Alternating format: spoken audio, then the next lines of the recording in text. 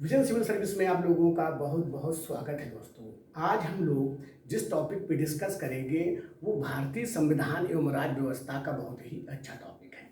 अच्छा topic means ये हो गया कि आज हम लोग जो देखेंगे मौलिक अधिकार देखेंगे, और मौलिक अधिकार किसी भी समाज या किसी भी देश या किसी भी राष्ट्र के लिए बहुत ही आवश्यक होते हैं, ठीक है ना। ये जो समाज के द्वारा स्वीकृत होते हैं और राज्य के द्वारा इन्हें क्या दिया जाता है, संरक्षण दिया जाता है। जो मौलिक अधिकार हैं, मौलिक लिखा ही वर्ड है, फंडामेंटल। जैसे अगर हम देखते हैं कि कोई अगर आपका एटम बना होता है तो वो भी फंडामेंटल तत्वों से मिलकर के बना होता है, इलेक्ट्रॉन, प्रोटॉन और न्यूट्रॉन। मतलब हर चीज जो है एक जो बेसिक स्ट्रक्चर है उससे मिलकर के बना है, ठीक इसी मतलब बेसिक जो है वो क्या है। तो आज हमें देखना है fundamental rights. Fundamental rights start करने के पहले बहुत ही महत्वपूर्ण आपके लिए एक खबर है। जो आप ये नोट्स देखेंगे जिसको मैं पढ़ा रहा हूँगा, तो मेरे पढ़ाने का ये उद्देश्य भी ये है कि ये जो मेरा जो सिलेबस है, जो मेरी यूपीएससी या स्टेट पीसीएस के लिए जो नोट्स हैं, वो भी आप देख सकते हैं कि किस प्रकार से मैंने इनको अरेंज किया है, किस प्रकार से एक एक चीजों को अरेंज किया है, जो कि आपकी परीक्षा की दृष्टि से बहुत ही इंपॉर्टेंट है। मतलब संक्षिप्त में सभी चीजों को क्या किया गया है, कवर किया गया है। ये विजन सिविल सर्विस की जो बुक्स है आपका आईएएस और स्टेट पीसीएस के लिए क्या है, बहुत ही इंपॉर्टेंट बुक्स हैं। अब इसमें से जो हमने जो कंटेंट जो रखा गया है वो क्या है, बहुत ही इंपॉर्टेंट है। आप इस फंडामेंटल जो राइट्स हैं इनको मैं आप लोगों को पढ़ाता हूं, बना रहा हूं कि क्या क्या कंटेंट में इसके है, कैसे कैसे मैंने इसमें रखा हुआ है।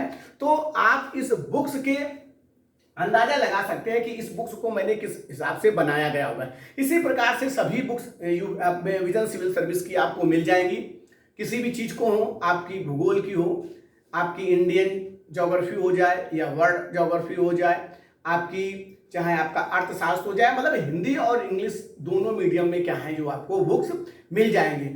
और आप अगर क्लास ज्वाइन करना चाहते हैं तो क्लास ज्वाइन कर सकते हैं, ऑनलाइन और ऑफलाइन दोनों क्लास आपको क्या मिलेंगे, बहुत ही एक जेन्युइन जो फी है उस पे आप लोगों को क्या हो जाएंगे, प्राप्त हो जाएंगे। सबसे अच्छी बात हमारे यहाँ पे विजन सिविल सर्विस में क्या है कि अगर कोई व्यक्ति स्टूडेंट किसी इंडिविजुअल टॉपिक को पढ़ना चाहता है तो वो भी क्या कर सकता है, इनरोल हो सकता है। जैसे मान लो किसी स्टूडेंट को लग रहा है कि उसकी ज्योग्राफी वीक है तो वो क्या कर सकता है, ज्योग्राफी में क्या कर सकता है, अपना एडमिशन ले सकता है। और सिर्फ ज्योग्राफी को जो क्लास है उसकी 45 डेज में उसको क्या कर दी जाएगी, पूरा कंप्लीट करा दिया जाएगा। प्री और मेंस के हिसाब से पूरा उसको क्या कर दिया जाएगा, टॉपिक कर। इसी प्रकार से अगर किसी व्यक्ति को लगता है कि उसको पॉलिटी कंप्लीट करनी है, लक्ष्मीकांत कंप्लीट करनी है, तो उसको 45 दिन में पूरी लक्ष्मीकांत पूरी क्या कर दी जाएगी, आपको कंप्लीट कर। उसमें से 10 साल के जो आए हुए जो प्रीवियस ईयर के क्वेश्चन है वो भी बता दिए जाएंगे, प्लस मेंस में जो क्वेश्चन आए हुए हैं वो भी बताए जाएंगे,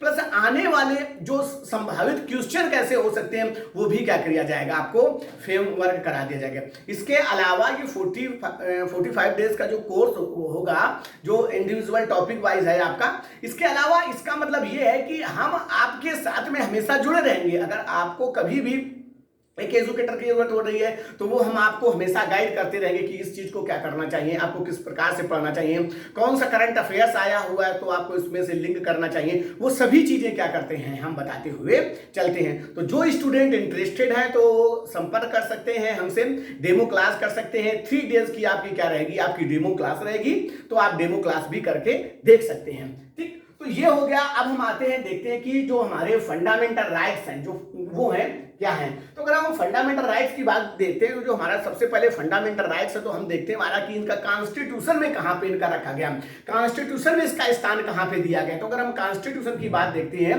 कि हमारे कॉन्स्टिट्यूशन में जो इनका प्लेस दिया गया है वो भाग कौन सा है, 3 है। कौन सा है, भाग 3 है, मतलब पार्ट 3 है। और अनुच्छेद 12 से लेकर के 35 तक क्या किया गया है, इसका वर्णन किया गया है। तो ये चीज क्या हो जाएगी, बहुत ही इंपॉर्टेंट हो जाएगी। और जो हमारे फंडामेंटल राइट्स हैं, जो फंडामेंटल राइट्स हैं इन्हें मैग्ना कार्टा भी कहा जाता है। क्या कहा जाता है? मैग्ना कार्टा भी कहा जाता है। अभी हम लोग देखेंगे कि मैग्ना कार्टा का मतलब क्या होता है, ठीक है ना।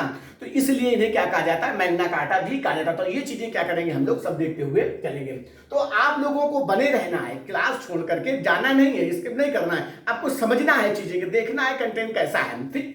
तो ये होगा भारतीय संविधान में मौलिक अधिकार अमेरिकी संविधान से प्रेरित है। मतलब भारतीय संविधान में जो मौलिक अधिकार लिए गए हैं वो कहां से लिए गए हैं? अमेरिका से लिए गए। ये एक क्वेश्चन क्या हो गया आपका इंपॉर्टेंट हो गया। यहां से भी क्वेश्चन क्या किया जा सकता है आपका, पूछा जा सकता है। फिर हमें देखना है कि भारतीय संविधान कौन सा भाग है। तो भाग कौन सा हो गया आपका? 3 हो गया। अनुच्छेद कौन सा हो गया आपका? 12 से लेकर के 35 तक क्या किया गया है? इनका वर्णन किया गया है। तो यहां पर आपके कुछ महत्वपूर्ण पॉइंट फिर निकल के आ जा रहे हैं कि जो मौलिक अधिकार है, मौलिक अधिकार को संविधान में कहां पे रखा गया है? तो मौलिक अधिकार को संविधान में भाग 3 में रखा गया है। मौलिक अधिकार कहां से लिए गए हैं? वो अमेरिका से लिए गए। अनुच्छेद कौन सा है आपका? 12 से लेकर के 35 तक का मौलिक अधिकारों का क्या किया गया है? वर्णन किया गया है। ये हो गया आपका भारतीय संविधान। भारतीय संविधान का मैग्ना कार्टा के नाम से भी क्या जाना जाता है? मौलिक अधिकारों को जाना जाता है। भारतीय संविधान में मूल अधिकार की परिभाषा नहीं दी गई है, लेकिन मूल अधिकार क्या क्या हैं इसके जरूरी सूचीबद्ध किया गया है, जिसे अधिकारों का घोषणा पत्र भी कहा जाता है। मूल अधिकार राज्य को नागरिकों के अधिकार के विरुद्ध काम करने से रोकता है और उसका उल्लंघन हो जाने पर उपचार सुनिश्चित किया गया है। मौलिक अधिकारों का राज्य के विरोध है, राज्य के क्या है? विरोधी हैं। मौलिक अधिकार क्या है? राज्य के विरोधी हैं, प्लस क्या क्या है? कुछ ऐसे अधिकार भी जो हैं जो दिए गए हैं जो व्यक्ति के भी अपोजिट है। जैसे अनुच्छेद 17 हो गया। अनुच्छेद 17 क्या है? राज्य के विरोध में भी है और क्या है? व्यक्तियों के भी विरोध में है कि कोई भी व्यक्ति, जैसे अनुच्छेद 17 तो कोई भी व्यक्ति किसी भी व्यक्ति से क्या कर सकता है? अनटचेबिलिटी नहीं कर सकता है। तो मौलिक अधिकार, कुछ मौलिक अधिकार हमारे राज्य विरोधी होते हैं, कुछ मौलिक अधिकार हैं हमारे राज्य और व्यक्ति दोनों के विरोधी होते हैं। ये चीज क्या करनी है? आपको याद रखनी है, ठीक। ये बहुत ही इंपॉर्टेंट है। मूल अधिकारों का सर्वप्रथम उल्लेख ब्रिटेन में तब हुआ जब 1215 में किसने? सम्राट को जॉन का ब्रिटिश की जनता ने प्राचीन स्वतंत्रताओं को मान्यता प्रदान करने हेतु मैग्ना कार्टा पर क्या किया? हस्ताक्षर किया। मैग्ना कार्टा का मतलब होता है जो व्यक्तियों को बहुत सारे क्या कर दिए जाएं? अधिकार दे दिए जाएं। बहुत से क्या कर दिए जाएं? अधिकार दे दिए। जैसे अगर हम आप लोग देखते हैं तो जो ईस्ट इंडिया कंपनी थी, तो ईस्ट इंडिया कंपनी को फर्रुख सियर ने बहुत से राइट्स दे दिए थे, तो वो ईस्ट इंडिया कंपनी के लिए मैग्ना कार्टा कहलाता था। ठीक इसी प्रकार से 1858 का जो हम लोगों को यहाँ पर जो कॉन्स्टिट्यूशन जो बन के आया हुआ था, तो उस लोगों को कुछ भारतीयों ने उसे मैग्ना कार्टा कहा था। तो मैग्ना कार्टा का मतलब एक वर्ड है वो जहां पर अधिकार व्यक्तियों को बहुत सारे अधिकार दे दिए जाते हैं, वो क्या कहलाता है? मैग्ना कार्टा कहलाता है। जैसे मान लो कोई घर है, तो घर में मान लो पहले महिलाओं को अधिकार न दिया गया हो उस घर में, फिर महिलाओं को अधिकार दे दिया जाए कि आप शिक्षा ले सकती हैं जाके, स्वतंत्र है, तो वो महिलाओं के लिए क्या हो जाएगा? मैग्ना कार्टा कहलाएगा। तो मैग्ना कार्टा क्या कहलाता है? मैग्ना कार्टा का मतलब क्या हो गया? ये हो गया। मैग्ना कार्टा पर हस्ताक्षर करने के लिए बात कर दिया गया। इसके बाद 1689 में सम्राट को उन अधिकारों के विधेयक पर हस्ताक्षर करने के लिए बात किया कर दिया गया, जो उनके सम्राट द्वारा समय समय पर जनता को दिए गए थे। फ्रांस की जनता ने 1789 में लुई 16वें को मूल अधिकारों के उल्लंघन करने पर क्या कर दिया गया था?